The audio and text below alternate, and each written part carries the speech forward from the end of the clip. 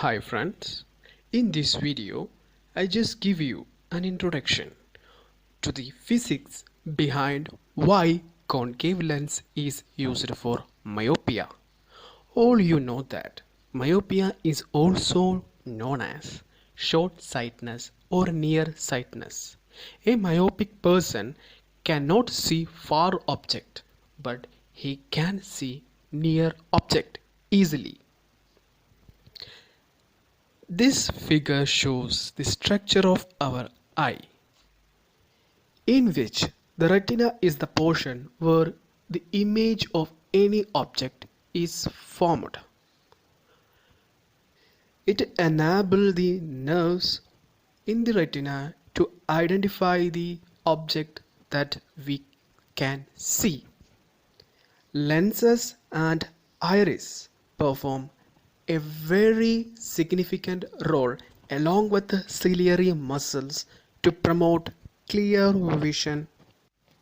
So for a myopic person, when he look at the far object, the image is formed in front of the retina. As shown in this first figure. The first figure is valid for only far objects. That is, when he look a very far object, the image is formed in front of the retina. That is why a myopic person cannot see far objects. Even though he can well see near objects. As you know that the near point or the nearest distance from where an object can be distinguished clearly is about 25 centimeter, and this point in front of the eye is called the near point. So any object placed in the near point can be well seen by the myopic person. In another way, a ray which is coming from the near point can be made to strike on the retina and a clear image can be seen. So now look at this figure which show an image formation by a concave lens. Here a ray which is incident on the lens, concave lens, parallelly to the axis, is refracted in such a way that it is moving away from the focus. That is, a person who view this refracted ray can feels this ray is coming from the focus even though it is from an infinite point. This principle can be used to rectify the myopia of a person, which is actually shown in this figure. Here it is clear that myopia is rectified, that is, even the observer is seeing a far object, the image is formed on the retina. Now let us look at the physics behind this.